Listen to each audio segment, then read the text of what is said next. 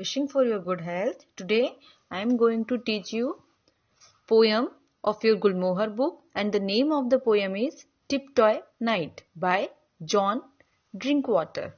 Okay, so here is the poem. First I recite a poem. Okay, poem किसके बारे में दी हुई है? Here this poem is about a night. Okay, ये poem हमें रात के बारे में बताती है. ठीक है. टिपटॉय, टिपटॉय मीन्स होता है दबे पैर. ठीक है, यानी कि जब हम हमारे टोज को यूज करके चलते हैं और बिल्कुल साइलेंटली बिना किसी आवाज के चलते हैं, उसे हम कहते हैं टिपटॉय. और यहाँ पे किसकी बात हो रही है? नाइट की. तो यहाँ पे जो पोएट है वह हमें क्या डिस्क्राइब कर रहे हैं कि जो रात है वह किस तरह से दबे पैर रोज आती है.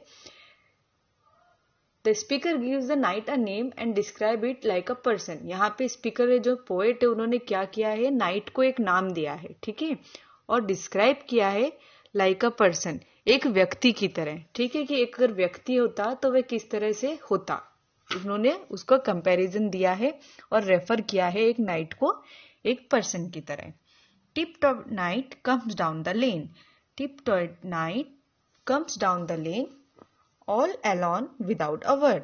पोइट क्या कह रहा है कि here the night it walks alone and silently down the street. यानी कि जो रात है वह किस तरह दबे पैर आ रही है, बिना कुछ कहे, बिना कुछ आवाज किए, साइलेंटली. कहां पर? लेन पे. लेन मीन्स होता है छोटी छोटी गलियां या सड़कों पे. ठीक है. Taking for his own again every little flower and bird.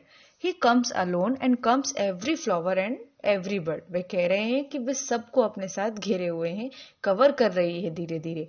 ठीक है.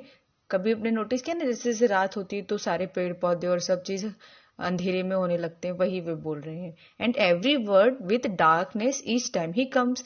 मतलब कि जब भी वे आती है, सभी फूलों को, पेड़ पौधों को, पक्षियों को वो अपने डार्कनेस यानी अंधेरे में घेर लेती है. Not a football, not a sigh, not a ripple of the air, not a sound to reckon by. Here poet is again describe कि वे ना तो किसी की आवाज कर रही है, that means footfall. footfall means होता है कदमों की आवाज. ठीक है, ना उसके कदमों की आवाज है. ना sigh means a long deep breath, यानी उसकी आवाज, सांस लेने की कोई आवाज है. ना उसकी हवा में की आवाज है, और ना ही उसके सोच की कोई आवाज है, यानी कि वो बिना आवाज किए चले आ रहे हैं. Yet I know that he is there. वे कह रहे हैं मैं जानता हूं वह यही है. And I count them as a wait. I wait.